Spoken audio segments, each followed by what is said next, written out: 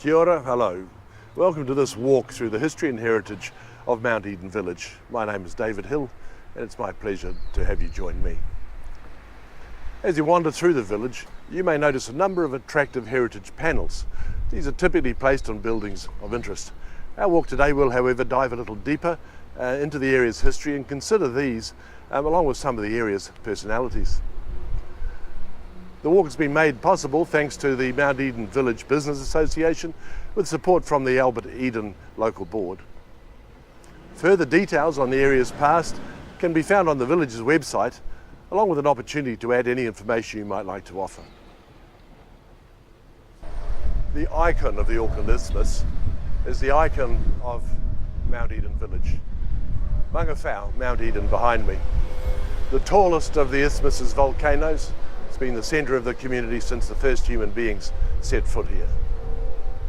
Now in the shadow of the great mountain lies the village itself, a bustling community centre since the late 1900s. I'm standing about a kilometre down Mount Eden Road, where it forks to the left to take you up to the summit, the Tihi, through the ceremonial entrance the Maori called Te Nutu, the lips.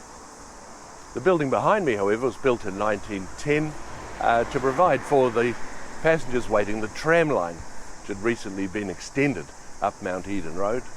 In fact, built in two stages, toilets added almost 20 years later. I'm standing in one of the many small reserves that give the borough and the village such character. This one was once the front garden of the villa behind me. The villa itself was built in 1885 by the daughter of Louis Adolphus Durieux, who in turn bequeathed it to the community in 1985 to provide a small, beautiful, quiet space to meditate in the shadow of Maungawhau, Mount Eden. Few people in the community know that St Barnabas was brought to this site from Parnell. It was originally sited on Dunlop Point between St George's Bay and Mechanics Bay. But in the 1870s, when the congregation was somewhat diminished, it was decided to relocate the church to Mount Eden, and it was dragged here from the shoreline uphill to where we find it now by a team of oxen dragging it on a cart. Fortunately, some of the original elements remain. The church has been much changed over time, but the nave is the original part of the church, and here on the exterior we can still see beautifully crafted elements in wood that speak of its early construct. So while the interior of St Barnabas is full of stories, so too is the exterior. As we walk around the church, its character changes profoundly, and while here we're presented with something that looks familiarly Gothic, albeit in red brick, the steeple itself, the bell tower, was actually built after the war in the late 1940s, and that presents an entirely different character, something more modern, more contemporary. So the church, over a lengthy period of time, has developed a really interesting character and become a really important part of the Mount Eden community. I'm standing on the corner of Valley Road and Mount Eden Road, outside the Valley Road International Church. One of the buildings central to this community was built as a school in the early 1870s, at a time when Mount Eden was a sprawling rural suburb of far-flung farmlets spread out towards the western horizon.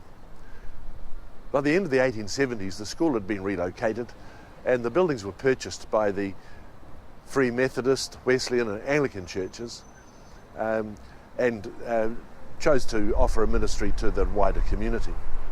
In the 1940s, the Baptists purchased the church, now functions as the Valley Road International Church. When the school stood on the corner of Valley Road and Mount Eden Roads in the 1870s, the view to the west was one of rolling countryside. In 1896, the Mount Eden Bowling Club established itself on the site and turned that property into bowling greens. It stayed that way until the late 1920s, when the bowling club relocated. The land was sold and developed both as residential and commercial use. On the corner we have the building of one of the first motor garages in the city to meet the needs of the growing motoring public, and it became an important feature of the local community until the 1990s, when changes in the industry saw the family-owned business close down. Since that time, the site has endured many different changes. The only element left of the original garage is the tiled roof over the pump shelter. Of all the prominent buildings on the intersection of Mount Eden Road with Essex and Stokes, it's Alfred Cuxey's that draws your attention. It says it was established in 1873. It's a reference to the business, not the building, which we tend to date around the turn of the 19th into the 20th century.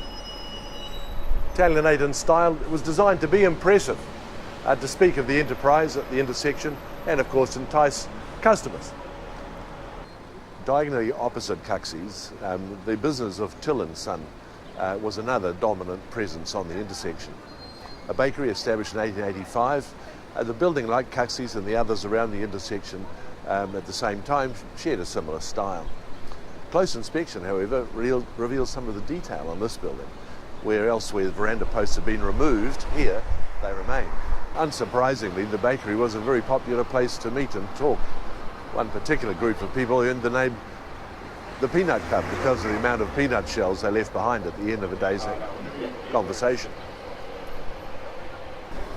Just across Essex Road from Till's building is another of similar Italianate style built in 1905. It was focused on the thoroughfare, becomes part of the hub of the community and remains that way to this day. Ironic really, when most of that block was underdeveloped, at least almost up until the turn of the 19th into the 20th century, when there was a bowling green established at the other end of the block.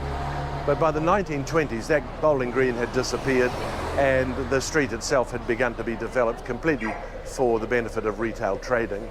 One of the conspicuous buildings on the intersection of Mount Eden Road and Stokes Road is the modern building belonging to K.C. Lew. Casey's father came to New Zealand in 1903 as a gold miner, became a market gardener in Maungawhau, and bought the first fruit shop on Mount Eden Road in the 1930s. Casey himself was born in China, married, and his first child was born in China, but they came to New Zealand after the war. And he and his family have been fruiterers in the community since then. Just behind me, you're looking at the shop fronts that lie between Ngarahoe and Essex. Some of them are original, bearing in mind that in the first place this was a residential area and houses were built standing back from the street. But as the opportunity for commerce presented, the houses were either adapted or new structures were built on the street front. Today there are a couple of modern entries, as you can see, but otherwise a lot of the character is still retained, particularly in Circus. Throughout the village centre there are a number of small passageways and pathways leading to car parks and behind some of the commercial premises, and a discreet wander down these reveals, shall we say, the backstory to the Mount Eden village, where there's an extraordinary conglomeration of buildings and constructs and edifices, call them whatever you like, telling a tale of adaptation and ad hocery. A number of businesses belonging to the Mount Eden Village Association have been members since its inception. Behind us, the Mount Eden Bakery is a case in point. Built on the site in 1910 and still functioning as a bakery into the beginning of the 21st century. One of the best examples of adaptation in the village is the conversion of the old post office building into a pub, thereby substituting one public service for another. It brought a lot of vitality and vibrancy to the community, along with the many other food and beverage outlets that make the place a popular destination. Behind the post office is the old toll exchange, which when it became redundant in the 1980s, if memory serves, it has now been changed into a venue for weddings and private events. Eden Hall is one of the many purpose-built apartment blocks that date from the 1920s, at a time when the population was growing and the need for higher density housing was beginning to manifest itself. The many Spanish style or Art Deco style blocks through Mount Eden are part of what gives the village its particular charm. And here, Eden Hall, just behind me, is distinguished by the fact that an addition in the 1990s was made that was entirely sympathetic to the original design scheme, so much so that it's very difficult to tell the original building from the new at this point in time. By the 1920s, the age of the bungalow is over. The introduction of the trams and the continued growth of population saw the introduction of medium-sized dwellings, multiple dwellings, block and plaster flats and Mediterranean style, like the one behind me, Poronui Flats. This one's conspicuous in its own way, having garages, for the first time providing for the automobile. Behind me, the old Methodist Church had its foundation stone laid in 1899, built at the cost of £999. 10 years later, the community hall was added for £1,400. And at the end of the 20th century, in a partnership between the City Council, the church and the local residents, the whole place was given over to the community. Inside, however, there are still elements of the church worth looking at. Wonderful stained glass windows, a beautiful lectern, and a wonderful example of needlework. Maungawhau is the tallest of the volcanoes on the Auckland Isthmus. It dominates the skyline from north, south, east and west, and all around its lower slopes were vast scoria fields. For the first settlers, these were a challenge, as they all had to be cleared away to provide for pastures. The rock became useful, of course, because they formed dry stone walls, and as the community grew, the rock became a significant asset, providing materials for foundations, for curbing, channeling, retaining walls, and of course it was great employment for those who were incarcerated in the nearby prison. Across the street you can see an example of some of the early basalt used in walls for residences and other places around the community. The building across the street is typical of many of the buildings in the village itself, which has had been adapted for use. The sharp-eyed may see that there are elements of the building opposite that date probably from the late 19th century, but the chimneys and the bay windows suggest the early 20th century. So a very curious story to be told by one building. A closer look at those buildings through the centre of the village itself will yield a similar story, where buildings that were established in the late 19th, early 20th century were adapted for different use as the village became a focus for retail trade, for shopping, for the bakery, for Cuxie's store, amongst others.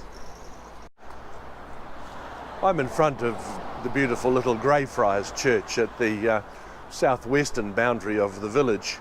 The Presbyterian church designed by Thomas Mallions, certainly an interesting character in the early 20th century in Auckland, a gentleman who lent his name to a number of interesting buildings in the city.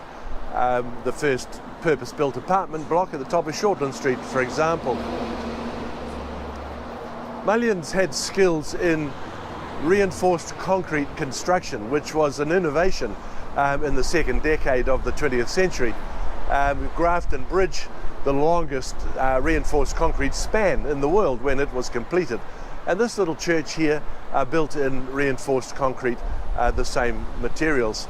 It has a lovely unified design scheme about it, reflecting the popularity of art and craft at the time. All the surfaces, the walls are rendered in stucco, plaster, hand applied. And all in all, in spite of the fact there was an addition in the 1950s, it's actually rather hard to tell where that addition was made. While the church itself has been challenged by the new earthquake standards and is unable to function as a church at this point in time, beneath it the Sunday school does still function for the children of the community. I'm standing on Windmill Green. The windmill itself exists in name only.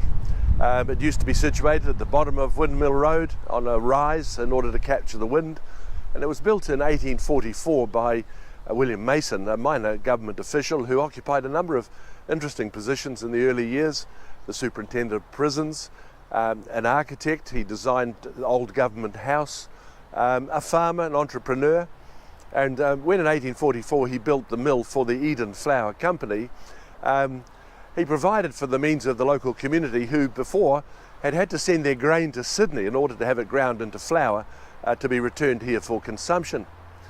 The mill changed hands a number of times. In particular, a gentleman called John Bycroft occupied for 17 years. Bycroft is a name that will resonate for a number of people of my vintage who might be watching this.